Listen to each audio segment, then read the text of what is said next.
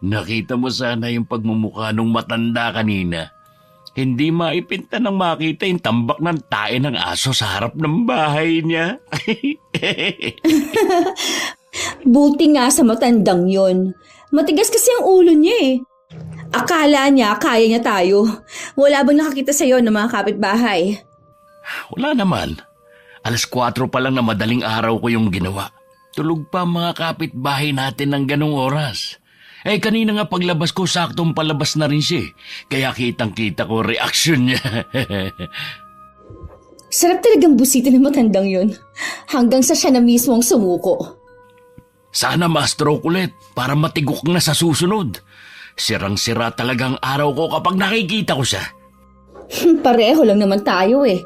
Pero mag-iingat ka. Baka mamaya may makakita sa ginagawa mo sa matandang yon. Tayo ang mabaliktad. Sino naman ang babaliktad sa atin? Sige nga. Takot lang ng ibang tao sa atin. Kapitan nga nangingilag sa atin eh. Mga kapitbahay pa kaya. Hanggang tingin lang ang mga yan. Habang mag-isa sa kabilang bahay ang matanda, gawin na natin lahat para masira na ang ulo niya. Sino naman ang may sabi sa'yo na nangingilag ang kapitan sa atin, ha? Di ba nga, hindi pinapansin ang sumbong ng matanda tungkol sa atin? Kasi nga, walang sapat na ebidensya.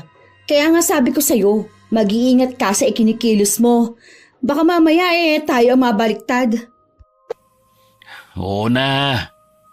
Nagpapaalala lang ako sa'yo, pero ituloy mo lang ang pamimirwisyo mo sa matandang kapitbahay natin, ha? Oo naman. Mag-isa lang nakatira sa bahay niya si Tio Natoy. May 5 taon nang patay ang kinakasama niya at wala sila naging anak. Pero ang babae may anak sa dati nitong asawa. Yun ay si Tina na kapitbahay lang din niya. Hindi naman lingid sa matanda ang ginagawa ng mag-asawa sa kanya. Pero pinagpapasensyahan na lamang niya. Mukhang busy kayo sa paglilinis, Tay. Huwag mo akong tawaging tatay. Dahil mula doon, hindi mo naman ako iginalang eh. Namatay lang si nanay ganyan na kayo. Akala mo yata hindi ko lamang ginagawa ninyong mag-asawa. Tinambak niyo na naman ang tayo ng aso sa harap ng bahay ko. May pruweba ba kayo na kami nga naglagay dyan? Hindi ko kailangan ng pruweba para lang masigurong kayong gumawa nun. Sagad hanggang buto ang kasamaan ninyo. Grabe naman kayo magsalita. Baka bumangon sa himlayan si inay. Kung bumangon man si Dolores, yun ay dahil hindi niya na masikmurang ginagawa ninyo. Ibigay niyo lang kasi ang hinihingi namin para matahimik na tayo pare-pareho. Ako lang naman na malapit ng kamag-anak wala nang iba. Hindi pa masapat ang bahay na tinitirhan nyo ngayon? Paano naman kami mabubuhay kung bahay lang ang meron kami? Siyempre, kailangan din namin ng pera. Pwes magbanat kayo ng buto. Hindi yung pati pensyon ko'y gusto ninyong kunin. May karapatan din kami doon. Kami ang tumitingin sa inyo dito sa bahay dahil mag-isa na lang kayo. Hindi ko kayo kailangan. Kaya ko ang sarili ko. Ang yabang na ninyo ngayon ha. Ano ba yung pinagmamalaki nyo ha? Wala akong pinagmamalaki. Umalis ka na nga dito kung ayaw mong isumbong ko kayo sa barangay. Nanakot pa kayo Wala namang silbi ang mga yon. Kayo mga walang silbi. Mga salot kayo. Salot pala ha? Sige, tingnan natin. Alam ni Tio Natoy na tatawagin ni Tina ang asawa. Pumasok na lang siya sa loob ng bahay at sinigurong nakalak ang mga bintana at pinto. Ilang sandali pa narinig na niya ang malakas at galit na boses ni Omer. Lumabas ka dyan, tanda! Ano sinasabi mo na salot kami mag-asawa? Ha? Lumabas ka dyan! Huwag kang magtago sa loob ng bahay mo! Harapin mo ako! Duwag ka naman pala Kung magsalita ka kanina, parang siga kang matanda ka. Subukan mo ulit na sabihan kami salot. May kalalagyan ka na sa akin. Nanginginig na yun sa takot. Tara na umuwi. Siguradong magtatanda na yon. Baka may makakita pa sa atin na kapitbahay. Hoy, tanda! Wala kang kakampi dito! Walang tutulong sa'yo kahit pagtulungan ka pa naming bugbugin! Narinig pa ni Tiyo Natoy ang pagkabagsak ng mga paso ng halaman na parang hinampas ng matigas na bagay. Tumatawa pa ang mag-asawa habang palayo sa bakuran niya. Nakakalabas-masok ang mga yun sa bakuran niya dahil sira ang gate. Na ang mag-asawa din na may kagagawan. Kailan ba ako patatahimikin ng mag-asawang yun? Panginoon, gabayan niyo po sana ako sa araw na ito. Alam ko na makakapagpahinga pa rin ako kahit na may banta sa buhay ko. Ganon na naging buhay ni Tiyo Natoy mula nang mawala ang kinakasama. Nasanay na rin siya na laging pinagbabantaan ng kanyang buhay. Ang tanging pinagsasabihan lang niya ng mga problema ay ang kanyang kapatid na babae na aking ina. Dahil sa labis na pag-aalala, napilitang lumuwas ang aking ina para damayan ng kapatid niya. Elvie, anong ginagawa mo rito? Hindi ko kasi matiis na hindi ka puntahan. Nag-aalala ko sa'yo. Sana hindi ka na lamang pumunta rito. Ayoko na pati ikaw madamay sa problema ko sapat na sa akin na nakikinig ka sa mga daing ko. Alam ko naman kasi na kapag sinabi kong iwan mo na lang ang bahay na to, hindi ka naman aalis. Kapag umalis ako rito, bibigyan ko lamang sila ng kasiyahan. Ano ba kasi ang hinahabol nila? Lalo na yung si Tina. Hindi mo naman siya anak Ibinigay ko na nga sa kanya mga alasang nanay niya Akala ko titigilan sa panggugulo. Ako, hindi pa pala. Pinablatter mo na ba sila sa barangay? Ilang beses na. Pero hindi naman sumisipot. May mga pagkakataon pa nga na guguluhin nila ako tapos magugulat na lamang ako na nauna pa sila magreklamo sa barangay. Ano bang utak meron sila? Hindi ko rin alam. Mabuti na lamang merong CCTV ang kapitbahay ko. At ang lahat ng nirereklamo nila kitang-kita na sila mismong may kagagawan. At sa akin lamang ibinibintang. Ito bang bahay na to ang isa sa hinahabol nila? Bakit hindi mo na lang kaya ibenta? Ganun na nga siguro. Dahil wala naman akong katahimikan dito kaya lamang nakakaawa naman ang bibili kung sila naman ang guguluhin.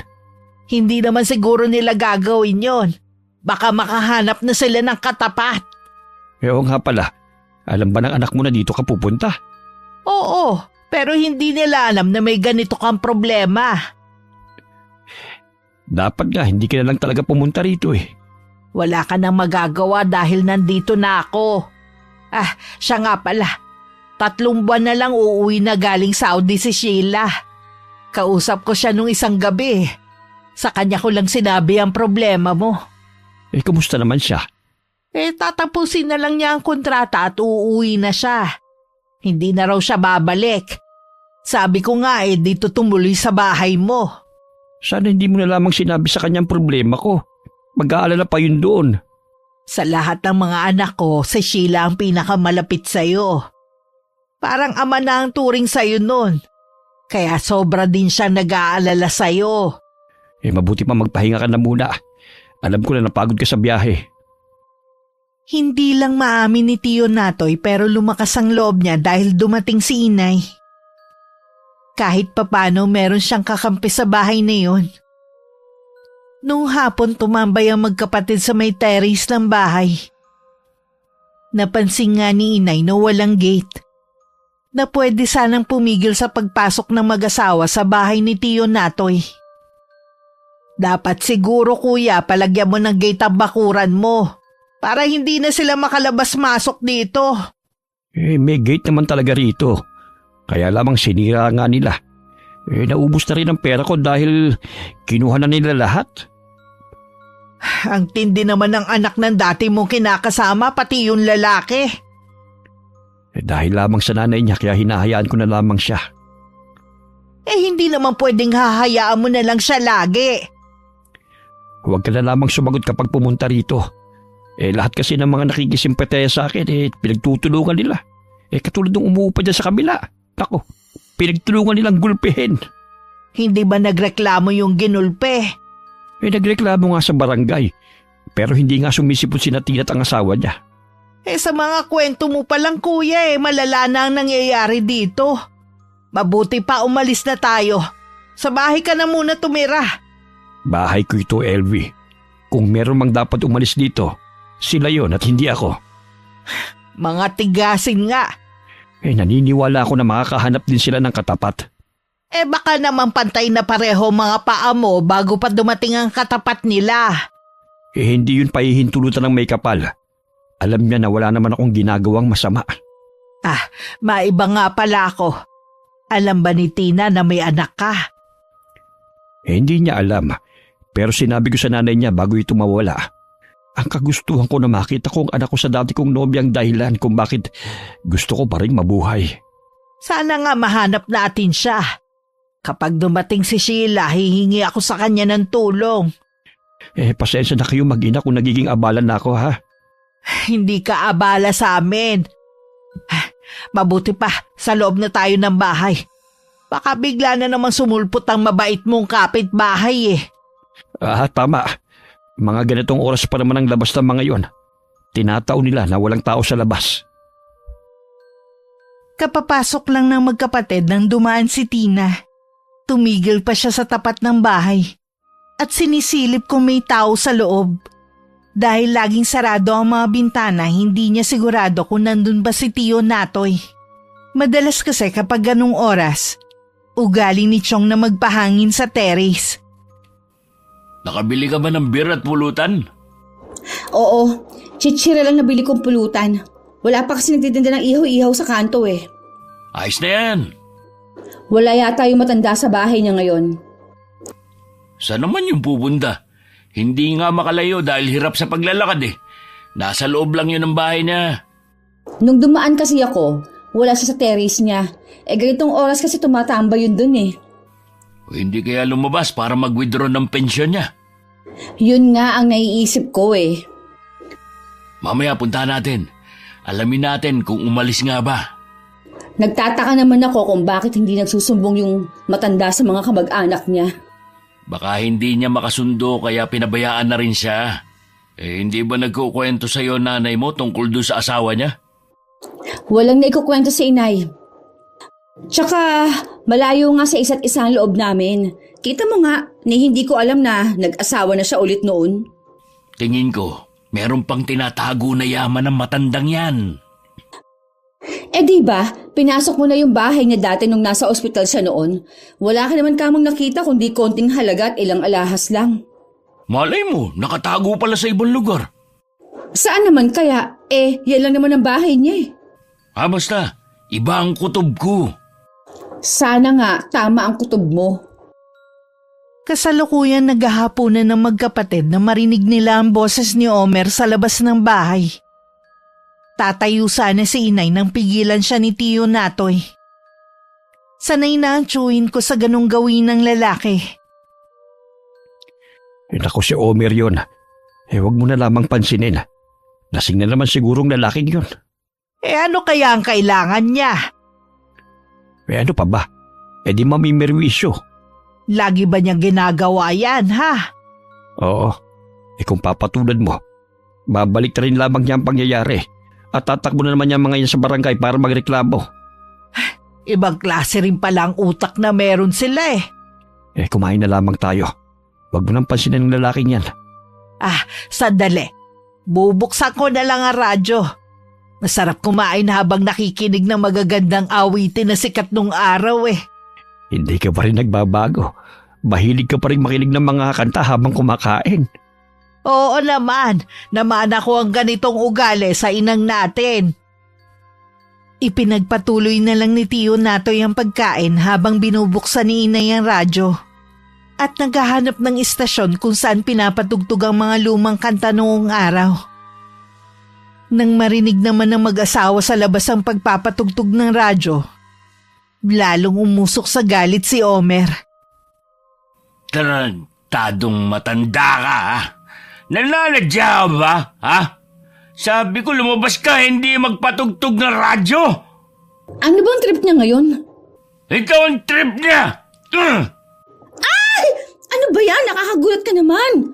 Bakit yung pinto lang ang binato mo? Dapat yung bintana para mabasag. Sa susunod, bintana mo ng matanda ang babasagin ko. Patay mo yung radyo. Para walang kapitbahay, nakakabulahaw ka! Hoy, tandang natoy! Alam ko naririnig mo kami. Lumabas ka dyan at makipag-usap ka sa amin. Huwag mo kaming daanin sa pagpapatugtog ng mga lumang kanta. Ayaw mo lumabas, ha? Sige, bintana mo ngayon, babatulin ko! Omer, nagbukas na mga ilaw ang mga kapitbahay. Mukhang narinig nila tayo. Baka may mangialam na naman sa kanila. Wala akong pakialam sa kanila! Ang dami talagang kakampi na matandang natoy na to. Kaya malakas ang loob eh. Bukas na umaga, pupunta tayo sa barangay para magreklamo. Gabi na eh, nagpapatugtog pa. Kala ata nila sila lang mga tao dito. May mga paparating. Tara na umuwi. Nang masigurong umalis na ang mag-asawa, tsaka lang pinatay ni inay ang radyo. Tapos na rin silang kumain ng mga oras na yon. Kinabukasan may dumating na tanod sa bahay. May natanggap daw silang reklamo sa mag-asawa na gabing-gabi na nagpapatugtog pa sila. Kinontra naman yun ng isa sa mga kapitbahay ni Tiyo Natoy na nakasaksi sa mga pangyayari. Mabuti mabait ang isa mong kapitbahay at sinabi ko ano talaga ang nangyari. Sana lang wag siyang pag-initan ng mag-asawa. Bago lang siya nakatira dito eh. Kapatid siya ng may-ari ng kabilang bahay na yun sa dulo. Pangalawang araw ko pa lang dito sa bahay mo eh. Ang dami na agad ganap. Umuwi ka na lamang sa inyo. Ayaw kita madamay pa rito eh. Aalis lang ako kapag kasama kita. Tapos. Alam mo naman na hindi pwede. Eh di hintayin na lang natin si Sheila. Ano naman ang magagawa ng anak mo? Eh baka pati siya'y madamay pa sa problema ko. Magtiwala ka lang sa akin at kay Sheila. Meron ka bang inililihim sa akin? Iba kasi ang ngiti mo eh. Ano naman ang itatago ko sa'yo? Sa tanda ko ba namang ito eh, magtatago pa ako ng sikreto. Sige, sabi mo eh. Kahit pinipigilan ni Tiyo Natoy si inay na magwali sa labas, hindi siya nagpapigil. Sobrang dami na daw kasi ng mga tuyong dahon sa bakuran. Kahit wala namang puno sa loob. Diniligan na rin niya ang mga halaman. Habang nagwawalis, bigla namang sumulpot si Tina. Sino ka? Anong ginagawa mo rito sa bahay ni Tatay Natoy? Ikaw siguro si Tina. Anak ni Dolores. Ako ang kapatid ni Natoy. Ha? Kapatid ka ng matandang ni Tatay? Oo. Mas bata ako sa kanya ng ilang taon. May ilang araw ka na nandito? Pangatlong araw ko pa lang ngayon. Magtatagal ka ba dito? Oo. Dito muna ako titira para may kasama si Kuya Natoy. Hindi mo naman kailangan samahan si Itay dahil nandito naman ako. Kahit hindi ko siya tunay na ama, tatay na rin ang turing ko sa kanya. Parang hindi naman yun na nasaksihan ko sa ilang araw kong pamamalagi dito. Inireklamo niyo pa nga ang kapatid ko dahil daw sa pagpapatugtog ng radyo. Ako talaga ang nagbukas doon kasi naiingayan ako sa pagwawala ng asawa mo. Umalis siya sandali. Kalimutan na natin yun. Lasing lang kasi ang asawa ko kaya nagwawala siya. Meron lang din silang hindi pagkakaunawaan ni tatay. Nasaan pala si Tatay Natoy? Kukunin ba niya ang pension niya? Oo. At mamimili na rin ng mga gamot niya. Mamaya na lang ako babalik, Aling LV. Sige Iha. Itutuloy ko na rin ang ginagawa ko. Palingon-lingon pa si Tina habang naglalakad palayo. Baka sa kanyang mukhang hindi pagkapaniwala na may kasama na ang kanyang ama-amahan. Naabutan naman niya ang asawang si Omer na hawak ang baseball bat nito. Kamusta lakad mo? Nakausap mo si Kapitan? Wala siya doon eh. Yung konsehal lang na nandun na kakampi ni Tatay Natoy. May dinaanan ka pa ba? Ang tagal mo kasi. Alam mo bang nariyan ang kapatid ni Tatay Natoy? Ha? Kailan pa? Pangatlong araw na daw niya ngayon eh. Kaya pala malakas ang loob ng matandang yun dahil meron siyang kakampi. Hindi ko gusto ang tabas ng dila ng matandang babae na yon. Palaban eh. Ilan taon na ba? Senior na rin yon sigurado. O yun naman pala eh. Kaya mo na yun. Ano? Papatulan ka matandang yun na para ng nanay ko? O ano? Hindi mo naman siya kaano-ano. Sa bagay nga, baka maging hadlang pa siya sa mga plano natin eh. Ganun na nga ang mangyayari. Siguro nagsumbong si Tandang Natoy sa kapatid kaya pumunta dyan. Para naman siyang bata. Akala ko pa naman wala nang pakialam sa kanya mga kapatid niya kaya hindi siya pinupuntahan. Magpapasama rin lang eh, sa kapwa senior pa. Ano kaya magagawa nun? Ang seryoso nilang usapan ay nauwi sa tawanan. Naibsan din ang pag-aalala nila na baka maging hadlang ang nanay ko sa mga plano nilang mag-asawa. Nang mga sumunod na araw, nagigising si inay na puno ng mga basura ang loob ng bakuran nila. Naiiling na lang sila ng kapatid. Dahil alam naman nila kung sino ang may kagagawan nun. Pero nung minsan merong nakitang tayo ng aso sa tapat ng bahay nilang mag-asawa, agad silang sinugod ni Omer. Ang aso nyo itali nyo para hindi kung saan-saan tumatae. Wala kaming aso dito.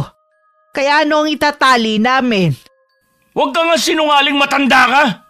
Huwag mo ngang sigawan ang kapatid ko. Bastos ka talaga, Omer, kahit kailan.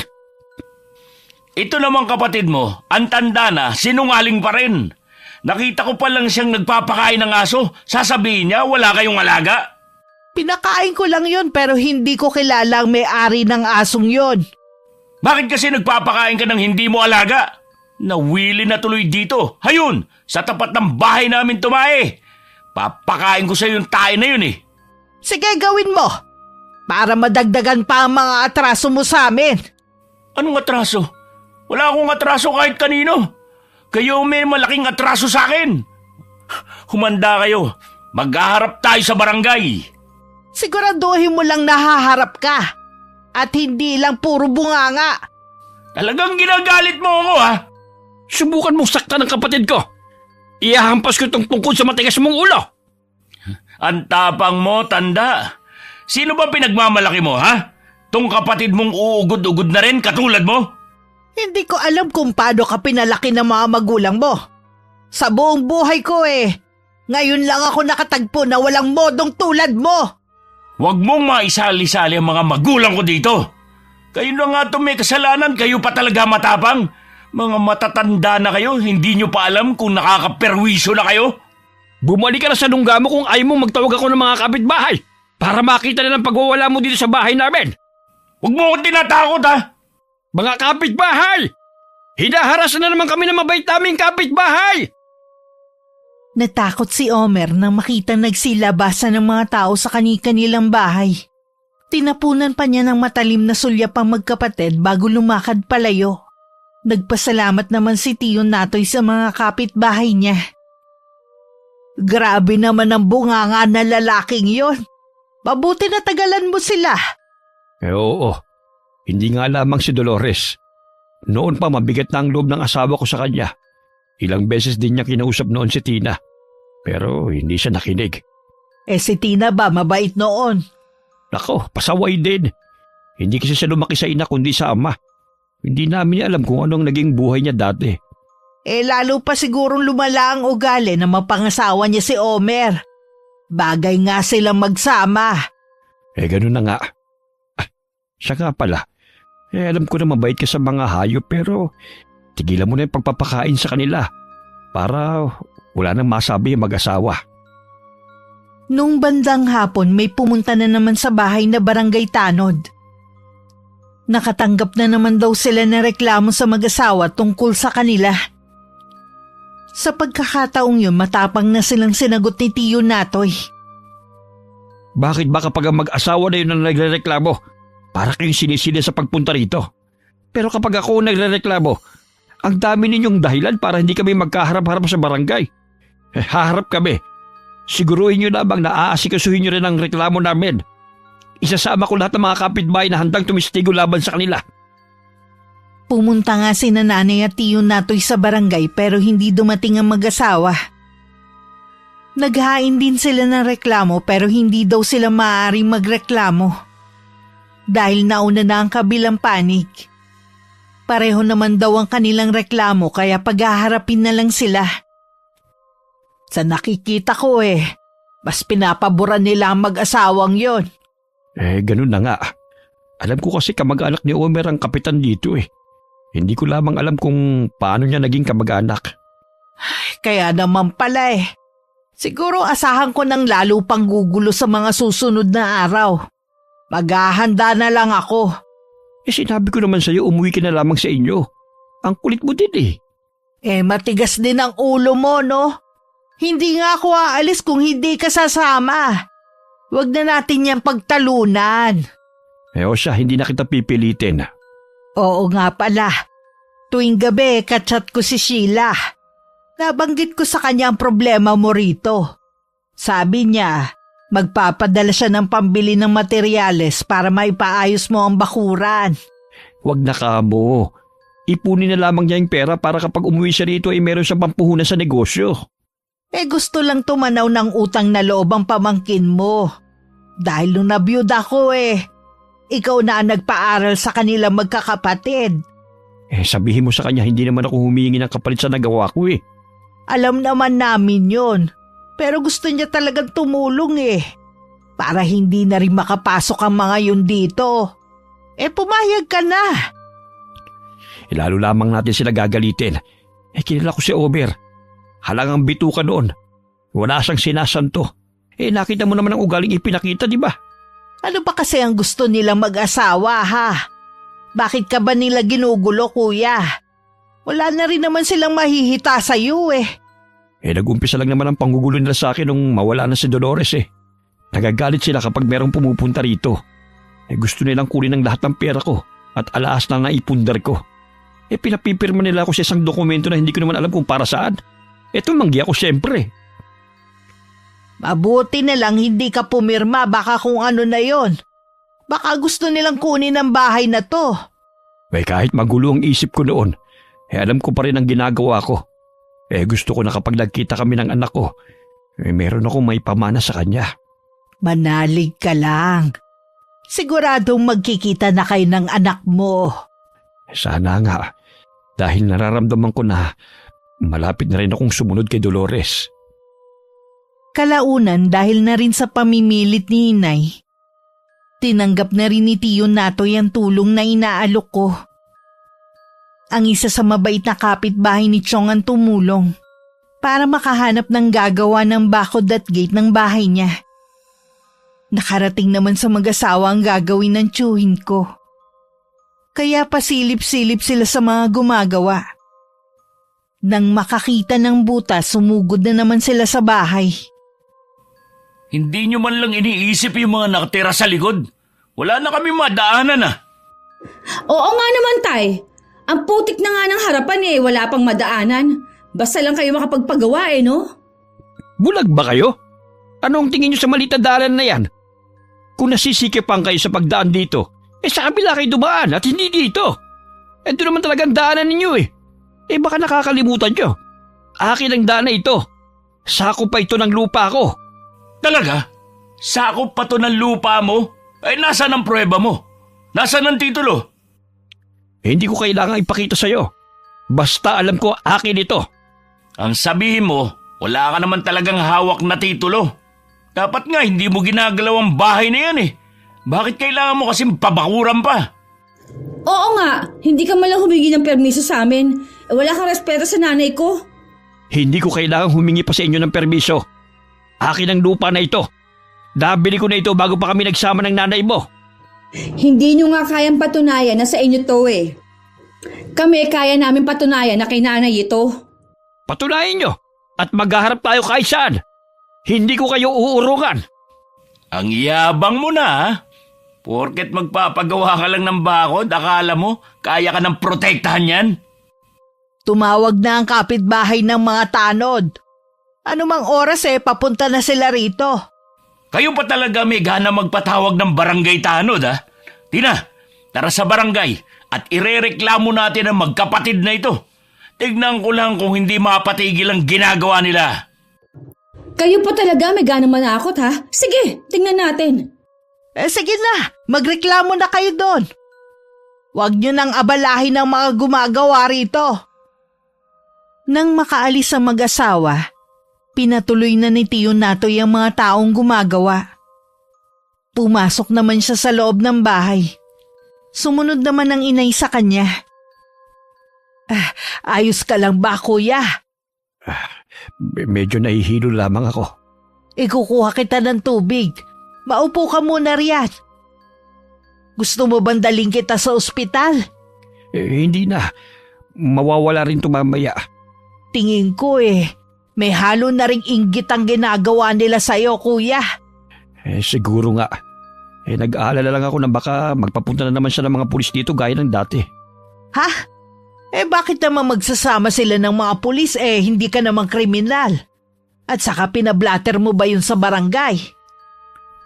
Oo, pero wala naman silang ginagawang aksyon. Napapagod na nga ako. Hindi tayo nakakasiguro kung totoo ang pulis ang nagpunta rito. Anong ginawa nila rito? Meron silang hinahanap sa buong bahay. Nang makita siguro nila na may sakit ako doon, umalis na lamang sila. Kalalabas ko lamang kasi noon sa ospital. Ay, ang dami na palang masasamang nangyari sa'yo. Kung hindi pa ako nagpunta rito hindi ko pa malalaman. Sana mabilis nang matapos ang pagbabakod para matahimik na tayo.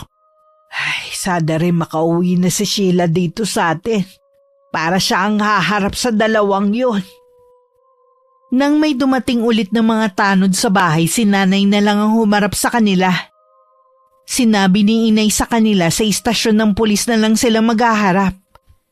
Parang natakot naman ang dalawang tanod sa narinig at mabilis nang nagpaalam. Doon nga rin napansin ni inay meron talagang sabuatan na nagaganap. Nang gabing yun tumawag ako para ipaalam na sa 1 buwan na ang uwi ko. Bakit mapapaaga yata ang pag-uwi mo? Namimiss ko na po kasi kayo, Nay. Nag-aalala din ako sa inyo ni Chong. Pwede ko po siyang makausap? Nako, Iha.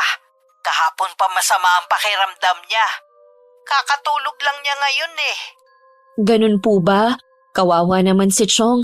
Dapat sa edad niya, nag-e-enjoy na lang siya sa buhay, hindi yung binibigyan pa ng sakit ng ulo at problema. May gusto silang makuha sa tiyuhin mo. Alin po? Yung mga naipundar ng Chong nung binata pa siya? Yun na nga. Saan ba kumukuha ng kakapalan ng mukha ang mga taong yun? Hindi nga matatawag na legal na mag-asawa sina Tia Dolores at Chong dahil hindi naman sila kasal. At buhay ang tunay na asawa ng Chang. Alam naman nila yon. Lalo na ni Tina. Pero nagbubulag-bulagan lang talaga. Hintayin nila akong makauwi dyan. Kami ang magtutuos. Kaya nga gusto ko nang makauwi ka Patawarin ako ng Diyos pero sobra na kasi ang pang-aapi sa tiyong mo Tapos hindi pa makahingi ng tulong sa barangay dahil mas kampi sa mag-asawa. Kaya nga wala akong bilib sa barangay na yan Hindi pa tanggalin, wala namang silbi sa mga tao. Sa namumuno din kasi yan. Kung matino ba nalulutas sana ang mga problema ng bawat barangay. Kaya nga dapat wala ng barangay, ang nakikinabang lang naman sa kanila, yung mga kapamilya at mga kadikit nila. Kapag nawala ang barangay, saan nalalapit ang mga tao? Kung ako lang, sa munisipyo na lang lahat ilalapit ang mga problema. Doon itayo ang opisina ng barangay. Ikaw talagang bata ka. May galit ka pa rin talaga. Siguro naaalala mo ang ginawa sa'yo ng dati mong nobyo na kapitan, no? Hindi po ako ganun kadaling makalimot at hindi rin ako madaling magpatawad. Kaya yung dalawa na yan, makakatikim ng galit ko pag uwi ko dyan. Tama lang na sila ang umani ng galit mo. Kung makikita mo sana ang ginagawa nila, parang may mga sapi na. Konting tiis na lang po, malapit na akong umuwi. Mag-iingat po kayo ni Tiyo Natoy dyan. Lagi ka rin mag-iingat dyan, ha?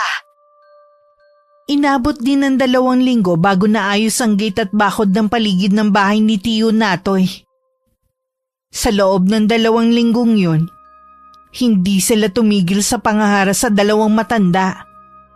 Manggugulo sila tapos tatakbo sa barangay para magreklamo na sila daw ang ginugulo ng magkapatid. Sa huli natatawa na lang si inay. Parang ang saya mo naman yata ngayon Kanina ka pa kasi tawa ng tawa dyan Para kasing may sira sa ulo ang mag-asawa. Kahit mga kapitbahay natin nagsasabi na hindi na normal ang ginagawa nila eh. Kaya nga hanggat maaari ayoko na silang pansinin. Baka mahawa pa ako sa kanila eh. Sana lang wag na nilang sirain ang gate gaya ng dati. Subukan lang nilang gawin at sa pulis ko na sila irereklamo. Pwede ka nang tumambay dito sa labas kahit hanggang gabi. Hindi na sila makakapasok. Oo nga. Isa yun sa namimiss ko na gawin noon eh. Mula kasi nang guluhin nila ako, maaga pa lamang nagkukulong na ako sa loob ng bahay. Ang masayang pagkukwentuhan sana ng magkapatid na tigil nang makarinig sila ng mga sunod-sunod na pagbato sa gate. May ilang bato pa ang pumasok sa loob ng bakod. Ay, hindi na ba nila tayo patatahimikin? Kahit papano hindi na sila nakakapasok dito. Kaya bato na lamang ang inihahagis nila. Paano naman kung habang nandito tayo sa labas matamaan tayo sa pambabato nila? Huwag ka mag-alala. Hindi naman siguro aabot sa atin. Malamang walang tao sa labas kaya nagawa nila tayong batuhin. Takot din naman sila kapag may nakakita sa mga ginagawa nila eh. Mga perwisyo talaga sila. Yan yata ang papel nila sa mundong ito eh. Ang mamerwisyo ng kapitbahay. Tayo ang paborito nilang perwisyohin dahil akala nila matatanda at mahihina na tayo. Hintayin lang nilang dumating ang anak kong si Sheila. Ano bang magagawa ni Sheila sa kanila? Malalaman mo rin kuya kapag nakauwi na ang anak ko. Kailan ba uuwi si Sheila? Mapapaaga ang pag-uwi niya. Kaya humanda ang mga yan. Dahil excited si inay sa nalalapit kong pag-uwi, panay ang linis niya. Sa bahay kasi ni Chong ako uuwi. Naipadala ko na rin ang balikbayang box na may laman na pasalubong at ilang gamit ko. Hindi naman yun nakaligtas sa matatalas ng mga mata ni Tina. Ikaw naman kasi, asawa ng nanay mo, wala kang alam sa pagkatao. Nagtatanong ka tuloy ng ganyan. Mas lalo namang wala akong alam. Hindi naman kasi kami malapit ni Tatay Natoy. Hindi ko nga alam na meron pala siyang kapatid na buhay. Baka naman dun sa matandang babaeng balikbayan box na yun. Diyan lang pinadala dahil nandyan siya. Siguro nga. Ang laki ng kahon eh. Sigurado na ang daming laman nun. Parang nang iinggit pa dahil dyan talaga nila pinadala yung kahon. Pwede naman tayong humingi kung kay Tatay Natoy yun. Sa tingin mo kaya makakapasok ka sa loob ng gate nila? Kaya nga hindi na ako nakapagpigil ng pambatuhin sila eh. Sana tinamaan sila sa loob. Kung tinamaan ang isa sa kanila, di sana nabalitaan na natin na sinugod sila sa ospital. O nga pala, ikaw na muna bahala dito May aasikasuhin lang ako. Tungkol ba yan sa reklamo natin sa magkapatid? Oo, ayaw na kasi makailam sa atin ng kapitan eh. Sinisilip na daw siya ng isang konsehal na walang ginagawang aksyon sa panghaharas natin sa dalawang matanda. Sino ba yung konsehal na yun at nakikialam siya? Saka napapansin ko, lahat ng mga kapitbahay natin laging nakabantay kung may gagawin tayong hindi maganda sa magkapatid. Huwag mong sabihin na naduduwag ka na. Hindi Gusto ko lang mag-ingat. Baka mamaya makunan tayo ng video na hinaharas yung dalawa. Baka mag-viral pa tayo. Tayo lang ang lalabas na masama. Gusto ko sumikat pero hindi sa ganung paraan. Sa bagay nga. Tsaka, habang nandyan ang kapatid ni Tatay Natoy, mahihirapan tayo na makalapit sa kanya. Kaya kailangang mawala na siya. Paano kaya? Bahala ka na mag-isip kung paano. Ay sige, alis ako. Mamaya na lang ulit. Inakala ni na inay at tiyo Natoy tumahimik na ang mag-asawa. 1 linggo na kasing hindi nang gugulo ang mga yun. Lingid sa dalawang matanda, tsumetsyempo lang ang mag-asawa kung paano na naman sila guguluhin. Nang hapon na yun kuhanan ng basura. Lumabas lang si inay para magtapon. Papasok na siya ng gate nang unahan siya ni Tina. Hoy! Hindi ka pwede pumasok dito nang walang pahintulot! Bakit hindi? Bahay ito ng nanay ko. Ikaw ang walang karapatan dito. Lumabas ka na! Bago pa kita kalad ka rin palabas! Ano? Kakalad ka rin mo ko, ha? Wala ka talagang modo Ano? Lalaban ka? Huh? Itigil mo ang pagtulak sa kapatid ko! Siya ang nauna eh. Kakayag ka rin daw ako palabas. Eh, ano ba kasing ginagawa mo rito? Paalisin niyo na ang matandang to sa bahay ni nanay. Dahil kung hindi, magpapapunta ako ng mga pulis dito. Ikaw ang umalis. Wala kang karapatan dito. Anong wala? Pag-aari ito ni inay. May katibayan ka ba? Oo, hintay mo dumating si Omer at dala niya ang pruweba. Wala nga kayong parehong trabaho eh. Magbabayad pa kayo para makakuha ng peking dokumento? Huwag mo akong pagtawanan na matanda ka. Umalis ka na, sabi rito! Huwag mo na kaming guluhin! Kanina ka pang matanda ka, oh. Hinablot ni Tina ang buhok ni inay at saka sila nagpambuno. Dahil matanda na si inay, nagawa siyang maitumba ng babae sa lupa at saka kinubabawan. Makailang ulit din itong iniuntog ang ulo ni inay na dahilan para makaramdam siya ng pagkahilo. Pilit naman silang pinaghihiwalay ni Tiyo Natoy. Pero isinalya lang siya ni Tina. Mga kapitbahay! Tulungan niyo kami!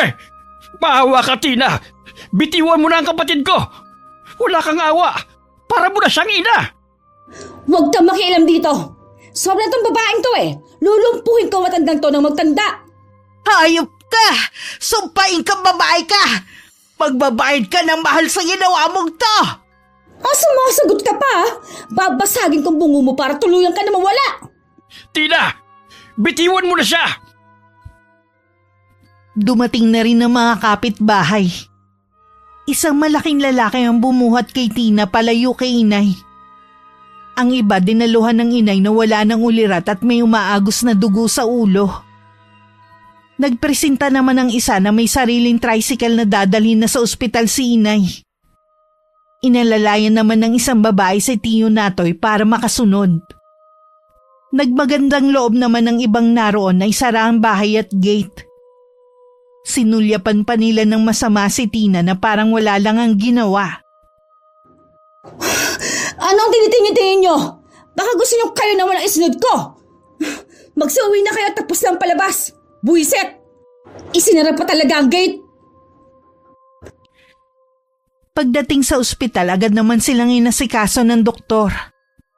Hindi naman sila iniwan ng mga kapitbahay nila. Wala pa ring malay ng mga sandaling yun si inay. Kinabukasan pa siya nagising. Nasaan ako? Nandito ko sa ospital. Salamat naman nagising ka na. Hanggang tanghali kasi itinakda ng doktor para magising ka eh. Ibig sabihin wala na sa peligro ang buhay mo. Naalala ko na. Ang walang yung babaeng yun. Wala siyang kasing sama. Demonyita nga yata siya eh. Daig pa ang may sapi. Huwag mo munang isipin si Tina. Pagpagaling ka muna. Tsaka na natin siya haharapin. Kailangan ko makausap si Sheila, kuya. Baka bigla siyang dumating habang nandito tayo sa ospital eh. Mabuti na lang pala. Kasama ang cellphone mo sa dinala dito ng mabait nating kapitbahay. Uuwi sana kasi ako eh. Pero sila na lang daw ang bahala. Binabantayan din nila ang bahay dahil lagi daw umaali-aligid si Omer na parang gustong pasukin ang bakod eh. Siguradong tayo na naman ang binaliktad nila sa barangay. Yun nga rin ang nakarating na balita sa akin. Pero wala na akong pakialam. Ikaw lang ang mahalaga sa akin ngayon. Saan bang kategorya nabibilang ang mag-asawang yun? Anong kategorya? Sa tingin ko hindi na sa kategorya ng mga baliw sila nabibilang. Nalampasan na kasi nila eh. Magaling ka na nga talaga. Nakakapagbiro ka na eh. Ay, sa totoo lang eh. Masayo ko nag-aalala.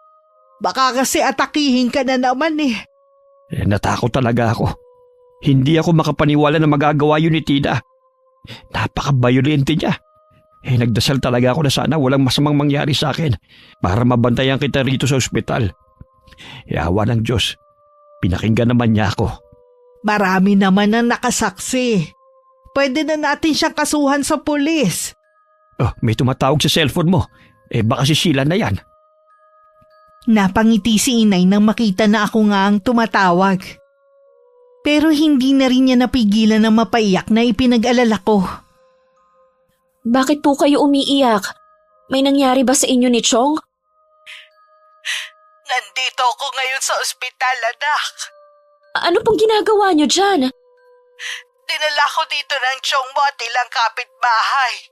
Binugbog kasi ako ni Tina eh. Yung kapitbahay niyo? Oo, wala nang iba. Inuubos talaga nila ang pasensya ko. Hindi man lang siya naawa sa inyo. Hindi rin ako maaawa sa gagawin ko sa kanila.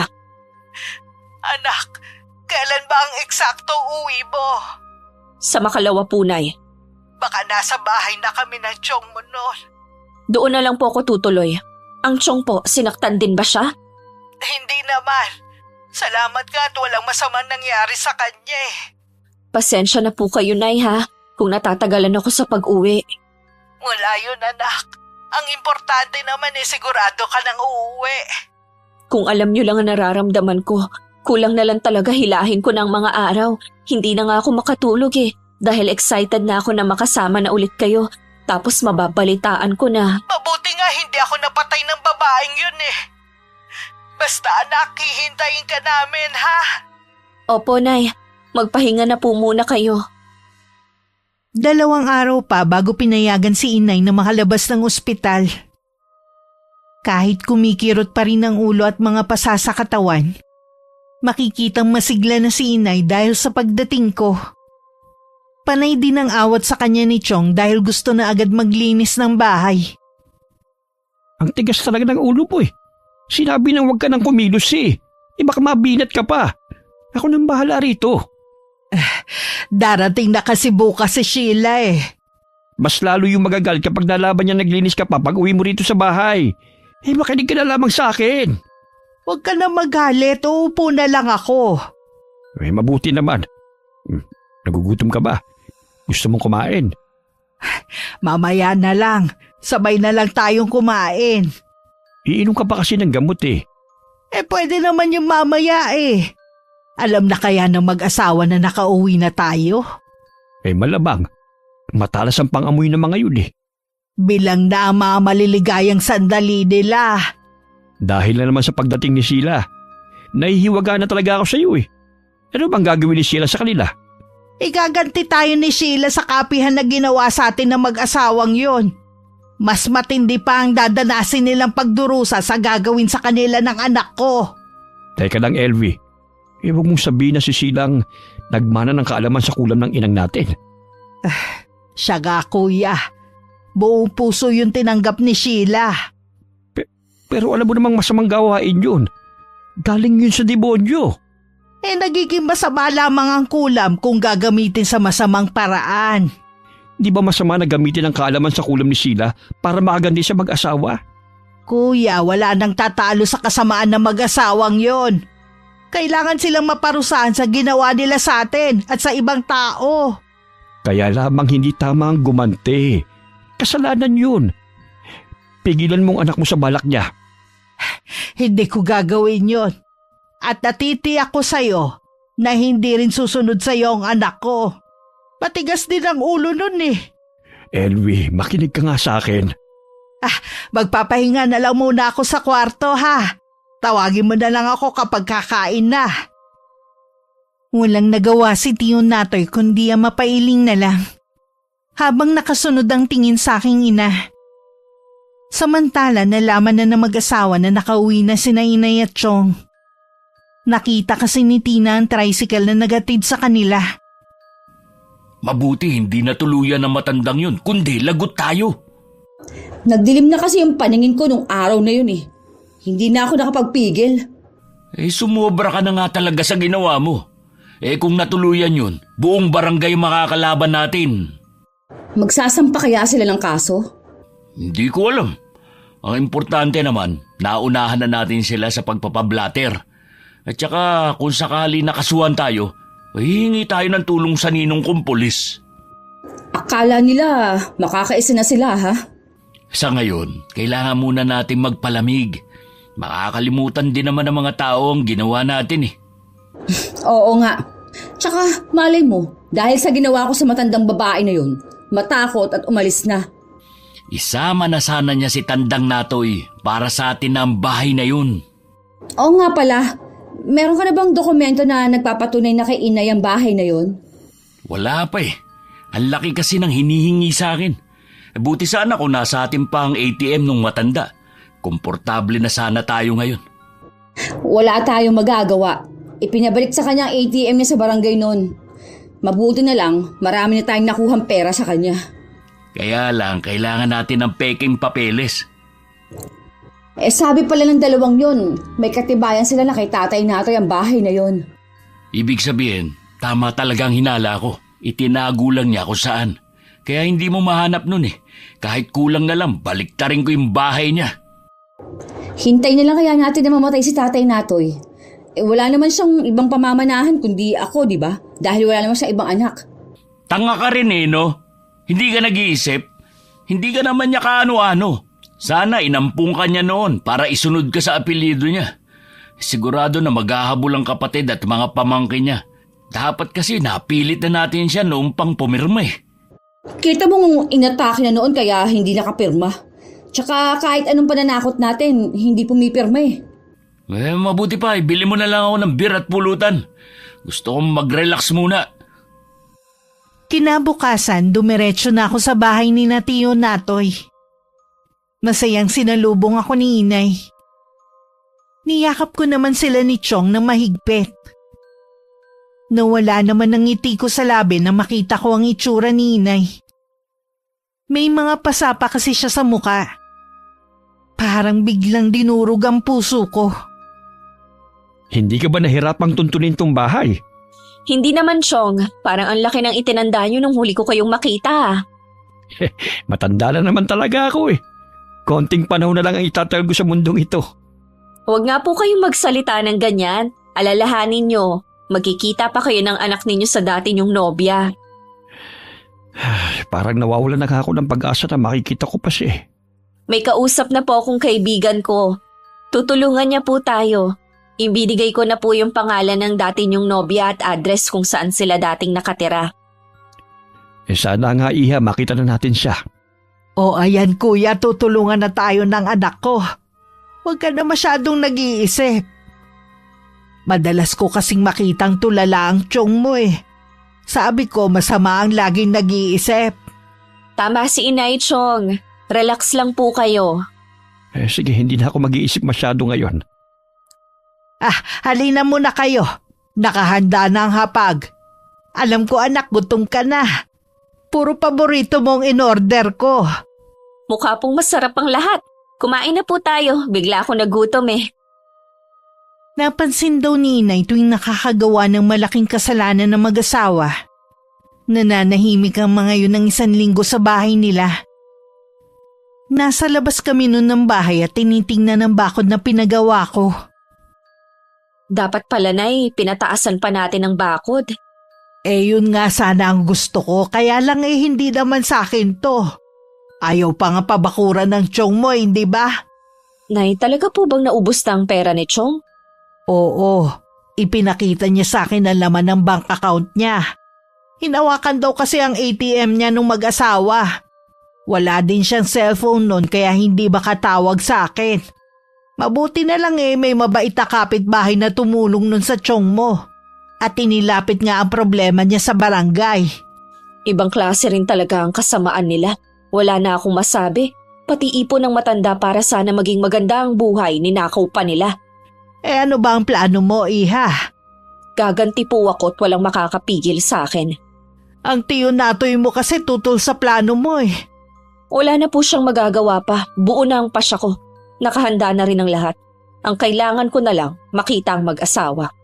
Isagawa mo na lang kaya kapag nakita na ang nawawalang anak ng tiyong mo. Kapag pinuntahan niya yon, di wala siya rito sa bahay. Malaya ka na magagawa ang gusto mo. Ayos sana po yan, pero paano kung matagalan pang paghahanap sa anak ni Chong? Sa bagay nga. Kating-kati na rin ako na maiganti kayo sa ginawa ni Tina sa inyo. Siguradong kapag nalaman na may ibang tao dito, susugod yun. Mabuti, para makaharap ko na siya. Nang sumunod na araw, sinadya kong iwang bukas ang gate. At malaki rin ang pagkakaawang nito. Nasa bakuran ako at inaalisan ang mga tuyong dahon ng mga halaman ni Tiyo Natoy. Wala din ng inay at tiyong ng araw na yon. Pumunta sila sa doktor para magpa-check up ang tiyuhin ko. Kahit nakatalikod ako, naramdaman kong may pumasok. Sino ka? Ikaw ang sino? Ikaw ang basta nalang pumapasok ng walang permiso eh. Bukas kasi ang gate. At isa pa, pag-aari ito ng inay ko kaya malaya akong nakakapasok dito. Inangkin mo na naman ang hindi iyo. Ano?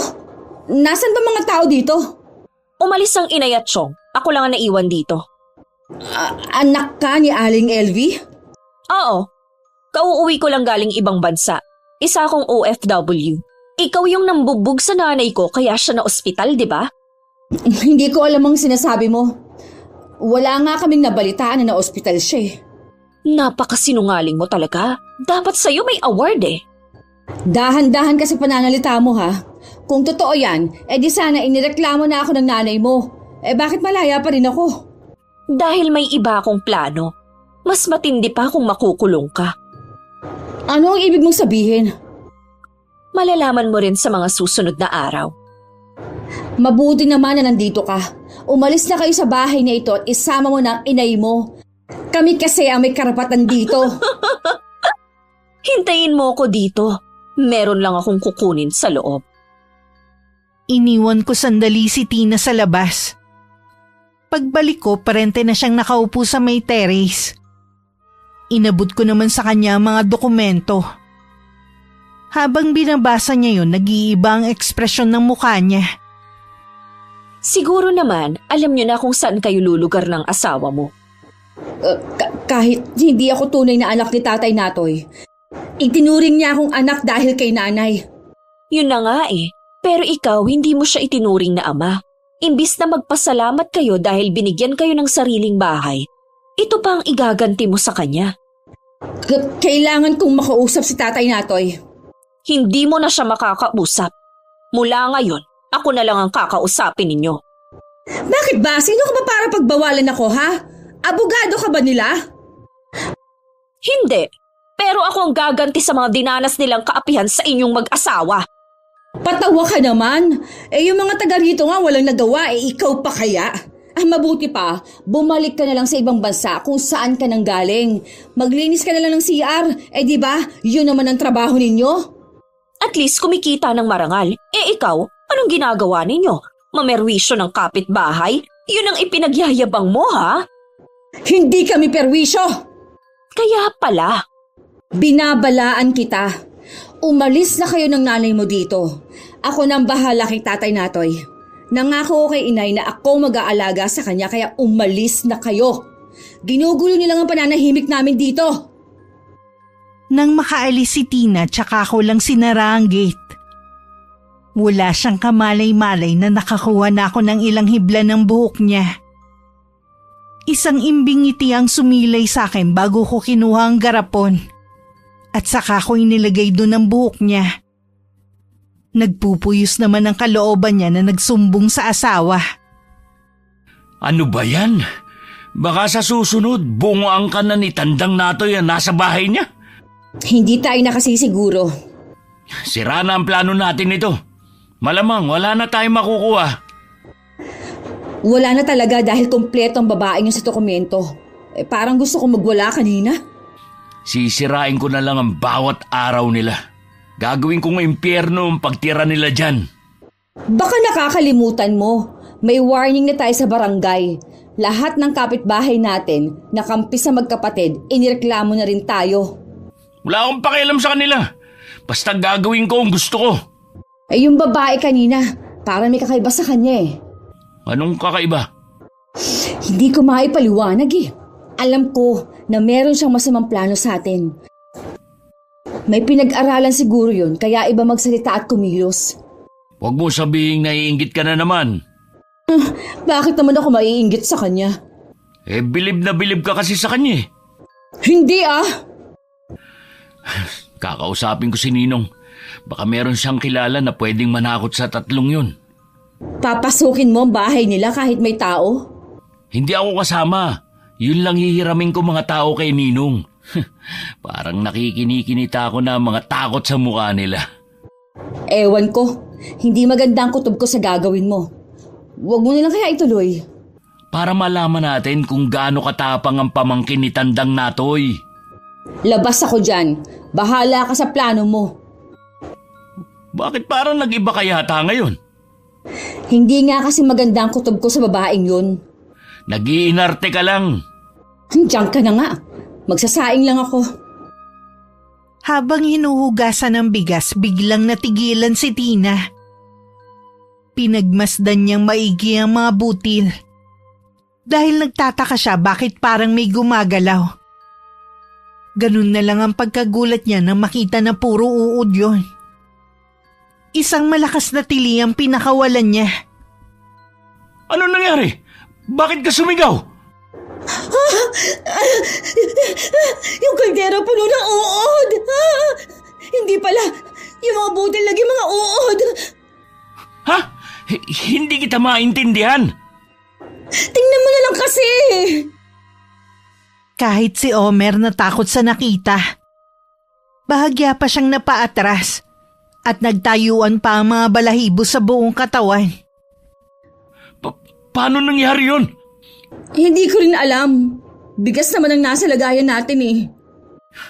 Imposible naman na pareho tayong namamalikmata lang. Totoo ang mga nakita natin. Mahirap lang talaga ipaliwanag. Huwag na muna tayong kumain ng kanin. Para kasing babaliktad ang sikmura ako eh. Nawala na rin ako ng gana eh. Matutulog na lang ako. Naging palaisipan man sa mag-asawa na saksihan.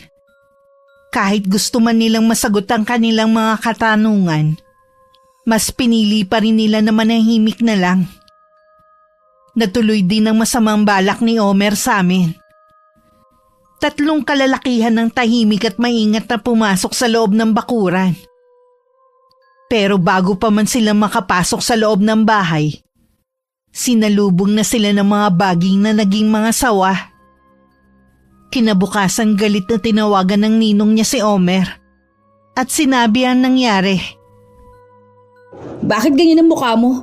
O anong sabi ng ninong mo? Hindi ko kasi maintindihan ang sinasabi niya. Yun daw 3 taong inutusan niya nasa ospital at nagpapagamot. Tad-tad daw ng kagat ng sawa. Ha? Saan sila nakagat? Nang pasukin daw nila ang bahay ng kapitbahay natin, yun daw kagad ang sumalubong sa kanila. Paano magkakasawa sa bakuran ng kapitbahay natin? Malinis naman yung pumasok ako. Baka naman sa ibang bahay sila pumasok. Hindi ko alam eh. Ang isa daw, balian tadyang dahil pinuluputan pa. Galit na galit sa akin si Ninong. Wag na daw akong hihingi ng tulong sa kanya. Ibig sabihin, kahit anong pabor hindi na pwede. Ganun na nga. Wala na pala akong aasahan kundi sarili ko na lang. Sinabihan na kasi kita na hindi maganda ang kutob ko sa balak mo. Hindi ka nakinig. Tinuloy mo pa talaga. Tingnan mo nangyari. Sisilipin ko nga ang bakura nila ngayon. Sasama ka ba? Ayoko. Ikaw na lang para makita mo rin yung babae. Inaasahan ko nang darating si Omer kaya hindi ko isinara ang gate. Nakaupo lang ako noon dahil katatapos ko lang na magwalis. Gaya ni Tina, tuloy-tuloy pumasok ang lalaki habang iniikot ang paningin sa paligid. Pareho talaga kayo ni Tina. Basta na lang pumapasok sa bakura ng iba nang hindi nagpapaalam. Bukas naman kaya tumuloy na ako. O di kilala mo na ako. Oo naman. Sabihin mo na ang sadya mo at meron pa kasi akong gagawin. Nasaan ang 2 matanda? Wala sila, may pinuntahan. Nung manggaling din dito si Tina, wala sila at bukas din yung gate. Kung may sadya ka sa kanila, sa akin mo na lang sabihin. May nangyari bang kakaiba dito kagabi? Gaya ng ano? Kasi kagabi parang may narinig kaming ingay, parang nanggagaling dito. Mahimbing ang tulog namin kagabi. Wala ko narinig na kahit ano. Sana nagising si Tiyo Natoy. Mababaw lang kasi ang tulog ni Chong. Ganun ba? Subukan mo rin na magtanong sa mga kapitbahay, baka sila meron narinig. Kami kasi mahimbing na natutulog sa gabi. Hindi na kailangan. Salamat na lang. Malinis na tong bakura nyo Hindi na kasi kayang maglinis ng Chong kaya ako na lang. Bala ko rin maglagay ng ibang pananim kaya nilinis ko. Ibig mong sabihin, balak mo magtagal dito? Baka dito na kami tumira ng inay para may makasama ang Chong. Sige, aalis na ako. Sandali, bakit dumudugo yata ang ilong mo? Ha? Oo nga no. Hetong panyo ko. Salamat. Bakit parang nahihilo ako? Baka may sakit ka na, hindi mo lang alam. Wala akong sakit. Ito na ang panyo mo. Aalis na ako. Sige, magsaya na kayo ng asawa mo at nalalapit ng pagdurusa ninyo. Nakakaramdam pa rin ng pagkahilo si Omer pagdating sa kanila. Sumandal muna siya sa upuan at pinikit ang mga mata. Nagtataka namang nilapitan siya ni Tina. Ayos ka lang? Bigla kasi ako nahilo habang pauwi. Nagkaharap ba kayo ng babae? Oo, gusto ko nga ring makausap ang dalawang matanda pero wala sila dun. Nabanggit nga niya na siya ang haharap sa atin at hindi na yung dalawa. Baka naman wala na yung dalawang matanda doon. Saan naman sila pupunta? Hindi ko rin alam Baka nagkataon lang na wala sila kada punta natin. Ano nga pala masasabi mo sa babaeng yun? Wala namang kakaiba sa kanya gaya ng sinabi mo. Masamang balita nga pala. Diyan natitira mag-ina para daw may makasama si Tandang Natoy. Masamang balita nga yan at wala na tayong magagawa pa. Pwede mo bang hilutin ang ulo ko? Sumasakit Napansin ko nga namumutla ka Tigilin mo nga muna ang pag-inom ng alak baka dahil dun magkasakit ka na. Hindi na nga muna. Sa ilang taong paghahanap ni Tio Natoy sa kanyang nawawalang anak, sa wakas nahanap na rin niya ang kinaroroonan nito. Gaya ng tiyuhin ko, matagal na rin pala siyang hinahanap. Mula nang mamatay ang ina ng kanyang anak. Sa wakas nahanap ko na rin ang anak ko. Salamat sa iyo, Iha, at sa kaibigan mo. Masaya po ako para sa inyo, Chong. Sa wakas magkikita na rin po kayo. Ay, sa wakas dininig na rin ang matagal mo nang hinihiling. Balita ko po may kaya sa buhay ang anak ninyo. Gusto po niya na makasama kayo ng matagal. Ipapasundo na daw po kayo bukas. Hindi niyo ba ako sasamahan? Alam po namin na marami kayong kailangan pag-usapan ng anak ninyo. Magiging abala lang po kami. Pwede naman po na sa susunod na lang namin siya makilala. Oo nga, kuya. Dapat po siguro mag-celebrate tayo ngayong gabi. Sa labas po tayo kumain. Ay, gusto ko yan. Baka matagalan pa ulit bago natin makasabay ulit sa pagkain si kuya Baka kasi hilingin ng anak mo na doon ka na tumira. Ito pa rin ang bahay ko, kaya dito pa rin ako uuwi. Habang wala po kayo, kami ni nanay munang bahala sa bahay ninyo at sa kapitbahay ninyo. Iha, merong sinabi ang nanay mo. Ikaw pala nagmana ng kaalaman sa kulam ng inang namin. Nakikiusap ako sa iyo. Kung ano man ang binabalak mo, huwag mo nang ituloy. Chong, hindi po dapat masira ang pagkikita ninyo ng anak nyo. Yun lang po muna ang isipin ninyo. Para nakitang anak, kaya nag-aalala ako sa iyo. Sige po, para hindi na kayo mag-alala, hindi ko na po itutuloy. Salamat, Iha. Alam ko naman na mabuti ang kalooban mo. Sinabi ko lang yun para hindi na mag-alala ang tiyuhin ko. Sadya talaga mabuti ang puso niya. Mabilis siyang magalit pero mabilis din magpatawad. Lingid sa kanila sinimulan ko na ang sumpa ko sa dalawa. Hindi magtatagal, dahan-dahan na nilang mararamdaman yun. Nang gabing yun sa labas kami naghapunan. Kinabukasan maaga namang gumayak si Tio Natoy. Dahil maaga pa lang dumating na ang kanyang sundo. Kita sa kanyang mukha ang excitement na makita ang anak. Saan pupunta si Tatay Natoy? Sino ang sumundo sa kanya? Ah, ikaw pala, Tina. Pakikipagkita kasi si Kuya sa anak niya. Ano? May anak si Tatay? Niloloko niyo ba ako? Totoo, may anak si Kuya Natoy sa dati niyang nobya na hindi pa niya nakikita. Alam ba ito ng inay? Sinabi ni Kuya bago mamatay ang nanay mo. Kaya siguro ayaw niyang pumayag na sa akin ipamana ang bahay na to. Meron pala siyang pinaglalaanan. Ngayong alam mo na, siguro titigil na kayo ng asawa mo sa panggugulo. Niloko ninyo kami. Umpisa pa lang alam niyo na ang lahat. Wala kang karapatan na sumama ang loob. Hindi ka naman talaga kapamilya. Pero siyang nakagisnan kong ama. Maswerte ka na siyang nakagisnan mong ama. Mabait talaga si Chong. Malaki rin ang utang na loob ko sa kanya. Kaya masakit sa akin ang ginawa ninyo sa kanya. Hindi ko alam ang sinasabi mo. Hanggang ngayon, itinatanggi mo pa rin talaga. Umalis ka na at huwag nang babalik dito. Sandali! Huwag niyo muna isara ang gate! Kahit kinalampag pa ni Tina ang gate, hindi na namin siya pinagbuksan. Kumuha pa ang babae ng bato at saka pinagbabato ang gate. Mapapagod din po siya sa ginagawa niya. Imbes na pagsisihan ng mga ginawa nila, itinanggi pa.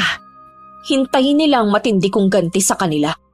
Akala ko hindi mo na itutuloy gaya ng sinabi mo sa tsuhin mo eh. Sinabi ko lang po yun kay Chong. Mabuti naman kung ganon. Mas gusto ko rin na ituloy mo. Sabi ko nga po noon, buo na ang pasya ko. Walang sino man o ano paman ang magpapabago. Dahil sa nalaman lalong tumindi ang galit ng mag-asawa. Ang nasa isip lang nila nun makaganti sa amin. Araw-araw sila nagtatapon ng basura sa tapat ng gate. Minsan naman hinahagis nila sa loob ng bakuran. Nagpapakalat pa nga sila ng maling balita. May mga pagkakataon pa na pinupuntahan kami ng barangay tanod para ipaalam na may reklamo sa amin ng mag-asawa. Gaya ng ginagawa nila noon, hindi rin kami sumisipot ni Inay. Kung kailan tayo humaharap, sila namang hindi sumisipot. Baka natatakot sila. Wala naman sa itsura ng Sheila ang natatakot eh. Nakikipagtitigan pa nga siya sa akin kapag dumaraan ako sa tapat ng gate. Ituloy lang natin ang ginagawa natin hanggang umalis sila. Ano ba yan? Wala ka nang ginawa kundi magkamot. Sa Makati. Kahit nasa loob tayo ng barangay hall, kamot ka ng kamot. Pinagtitinginan tuloy tayo. Nakakahiya. Wala akong pakialam sa kanila, no? Ay, mabalik tayo sa pinag-uusapan natin. Paulit-ulit na lang ang ginagawa natin eh. Ibahin naman natin. Wala na akong maisip eh. Kung makakapasok sana tayo sa loob, mas maganda sana. Ha? Sandali lang. May kumakatok sa may pinto. Titignan ko lang kung sino. Pagbukas ng pinto, wala namang nakita si Tina sa labas. Ang naroon dalawang manikang lalaki at babae. Kinuha niya yon at dinala kay Omer. Oh, sino yung kumatok? Walang tao sa labas eh. Itong mga manika lang na itong nakita ko sa labas. Alangan naman ng mga yan ang kumatok. Hindi ko naman sinasabi ng mga itong kumatok, no? Baka mga bata't iniwan sa harap ng pinto. Anong gagawin mo dyan? Dito na lang muna. Baka balikan ng mga bata eh. Para malaman ko rin kung sino nang mapagsabihan ko rin. Ang pangit naman ng mga yan. Halatang luma na. Oo nga eh. Kapag wala pa rin kumuha, itatapon ko na lang sa basurahan. Mga kabataan talaga ngayon. Puro kalokohan ng alam. Nawala na rin sa isip ni Tina ang tungkol sa mga manika. Tuwing mag-isa siya sa bahay, pakiramdam niya laging merong nagmamasid sa kanya. May mga pagkakataon din na nakakarinig siya ng mga yabag ng paa. O di kaya tawa ng mga bata. Dahil sa nararamdamang takot, sinabi niya yun sa asawa. Guni-guni mo lang yan. Ang tagal na nating nakatira dito, ngayon ka pa ba matatakot? Sigurado ako sa nararamdaman ko, Omer. May iba tayong kasama sa bahay na to. Bakit ngayon lang nga? Sige nga, ipaliwanag mo.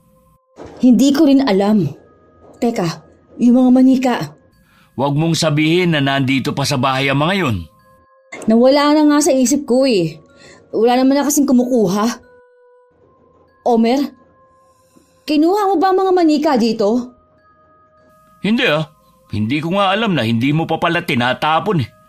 Nawawala kasi doon sa pinaglalagyan ko.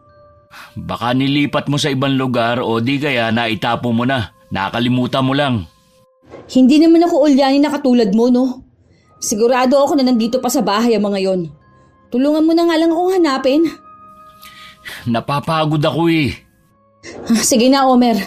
Pakiramdam ko may kinalaman ng mga manika na yun sa nangyayari dito sa bahay eh. Pati yung mga manika ay pinagdidiskitahan mong gumagawa ng kababalaghan. Sigurado ako na hindi ko pa yun na itatapon. Nasa na kaya mga yun? Kung gumagawa nga ng kababalaghan ng mga yon, hintayin mo na lang na magpakita ulit. Buwisit talaga! Nananakot ka pa eh! Joke lang! Masyado ka kasing seryoso eh. Oh, ayan. Natulala ka na dyan. Bigla ko kasi naalala yung mga kakaibang pangyayari sa atin eh. Mula lang naman nang dumating si Sheila. Hindi kaya siya ang may gawa ng lahat ng ito? Ordinaryo lang naman ang tingin ko sa kanya. Lalo lang akong kinukutuban ng hindi maganda. Ay naku, mabuti pa magpahinga ka na lang muna sa kwarto. Tingin ko pagod lang yan. Ako nang bahala maghanap sa mga manika mo. Mabuti pa nga. Nahihilo na rin kasi ako eh. Doon na muna ako sa kwarto. Nang makita ni Omer na pumasok na sa kwarto ang asawa, bumalik siya sa pagkakaupo. At kinuha ang cellphone at saka tinuloy ang ginagawa. Ilang sandali lang nakarinig siya ng mga yabag sa likuran niya. Papunta sa kusina. Pabalik-balik yun na parang tumatakbo. Akala ko ba matutulog ka? Bakit palakad-lakad ka dyan? Walang tugon na narinig si Omer. Pero patuloy ang mga mabibilis na yabag. Dahil naaabala sa ginagawa, tumigil muna siya at pumunta sa kusina. Pero wala naman dun ang asawa. Nang silipin niya sa kwarto, nakahiga ito at nakapikit ang mga mata. Totoo nga yata ang sinasabi ni Tina tungkol sa mga manika na yon. May mga gabi na sabay na nilang naririnig ang mga yabag at takbuhan sa loob ng bahay. Maging ang mga tawanan na nagmumula sa mga manika. Ilang gabi rin silang pinupuyat ng mga kababalaghan. Hanggang isang umaga bigla na lang nagpakita ang mga manika sa sofa. Sa galit ni Omer, inihagis niya sa saigang isang manika. Kasabay ng malakas na sigaw ni Tina. Anong nangyari sa'yo? Bakit bigla ka nalang humiga dyan sa sahig? Hindi ko maigalaw ang buo kong katawan eh. Pakiramdam ko hinagis ako. Ha? Yung manika lang naman ang hinagis ko ah. Hindi ko alam, basta ang sakit. Teka, kukunin ko ang manika. Pipisilin ko yung braso. Aray! Ang braso ko! Ha? Namula nga ang braso mo. Ibig sabihin, ikaw ang manika na to. Kung ano ang mangyayari sa manika, ganun din sa atin. Sino kaya ang may gawa nito? Anong binabalak niya? Dadaling ko to sa simbahan. Hintayin mo na lang ako rito. Iniwan ni Omer ang asawa sa sofa at saka umalis. Malapit lang naman ang simbahan sa kanila. Ngunit pagpasok pa lang nakaramdam na ng matinding pagkapaso si Omer. Bigla kasing lumiyab ang mga manika. Agad niyang pinatay ang apoy. Kung masusunog ang mga manika, ganun din kami ni Tina. Oo nga pala, ang asawa ko. Baka kung ano na nangyari sa kanya. Sa pagmamadaling umuwi ni Omer sa kanila, hindi na niya ako napansin na nakatayo sa may gate. Pagdating sa kanila, naabutan niyang umiiyak ang asawa. Habang sunog ang kalahating muka at braso. Ano nangyari? Hindi ko pwedeng dalhin ang mga ito sa loob ng simbahan. Dahil kapag nasunog ang mga manika, pati tayo masusunog. Ayoko pa mamatay. Hindi tayo mamamatay. Kung si Sheila nga nasa likod nito, kakausapin natin siya at aalamin kung ano ba ang kailangan niya. Siguro ang gusto niya, tigilan na natin ang ginagawa natin panggugulo sa kanila. Sundin na lang natin ang gusto nila. Baka ito lang ang paraan para mawala ang sumpa sa atin. Hindi tayo nakakasiguro na uubra nga yan. Yang pride bomb papatay sa atin eh. Kung ayaw mo magpakumbaba, ako kaya ko para lang mabuhay pa ako. Paano kung ang kondisyon ng babaeng yun ang umalis tayo sa bahay na ito? Eh di umalis. Hindi na rin ako makakatagal sa bahay na to. Aalamin ko sa internet ang nangyayari sa atin. Baka doon masagot ang mga katanungan natin. Hindi makapaniwala si Omer sa natuklasan niya. Naupo siya sa tabi ng asawa at sinabi ang kanyang nalaman. Tuluyan na rin itong napaiyak. Kinukulam tayo? Oo, isang mabagsik na uri ng kulam ang nararanasan natin. Tanging ang pagpapatawad lamang ng taong gumawa nito ang makakapag-alis ng sumpa. Totoo pala talaga ang kulam. Akala ko, gawa-gawa lang yun o kwento lang ng mga matatanda nung araw. Hindi rin tayo mapapagaling ng doktor dahil wala naman tayong karamdaman. Mga manika ang ginamit para kulamin tayo. Huwag na tayo mag-aksaya ng oras. Puntahan na natin si Sheila at ang nanay niya. Alisin mo na yung galit sa puso mo. Malalaman niya kapag hindi bukal sa loob mong paghingi ng kapatawaran. Oo, tama ka. Kailangan ko nang tanggapin ang mga pagkakamaling nagawa ko. Lalo na kay Tatay Natoy. Naiintindihan naman kita kung bakit ganyan ang pag-uugali mo. Hindi mo naranasan na mahalin ang sariling pamilya. Huwag ka mag-alala. Nandito ako at habang buhay kitang mamahalin. Salamat, Tina. Sabay nating lulutasin ang problema natin. Nang araw na yun inaasahan ko na ang pagpunta ng dalawa. Kahit papano nakaramdam ako ng awa sa kanila. Pero hindi ko yun pinahalata. Nakikita ko naman ang labis nilang pagsisisi. Alam namin na ikaw ang nasa likod na nangyayari sa amin. Huwag kang mag-alala. Wala kaming pinagsabihan at ililihim namin ang sekreto mo. Hindi ko na iisa-isayin ang mga nagawa naming kasalanan. Sa totoo lang, nahihiya ako dahil sa mga nagawa ko. Alam kong hindi sapat ang paghingi lang ng kapatawaran. Pero hihingi pa rin ako ng buong pusong kapatawaran sa iyo, sa nanay mo at kay Tatay Natoy. Hindi man ngayon. Sana balang araw mapatawad niyo kami ng asawa ko. Bigyan mo pa sana kami ng pangalawa pang pagkakataon na maipakita na handa kami magbago. Balak na rin namin magpakalayo-layo para hindi na maalala ng mga taong ginawa namin mga kasalanan. Nakikita ko naman na taos-puso kayo nagsisisi. Sino ba naman ako para hindi kayo patawarin? Tao lang din ako gaya nyo na nagkakasala din. Ginawa mo lang ito dahil na rin sa kasamaan. Gusto ko rin magpasalamat dahil kung hindi mo ito ginawa, malamang hanggang pagtanda, hindi namin maiisip na magbago. Babawiin ko na ang sumpa kapalit ng pagbabago ninyo at pagtago ng aking sikreto. Makakaasa ka. Dadalhin namin hanggang kamatayan ang sikreto mo. Binawi ko na rin ang sumpa ko sa mag-asawa. Nalaman rin namin na umalis na sa lugar ang dalawa at walang nakakaalam kung saan sila pumunta.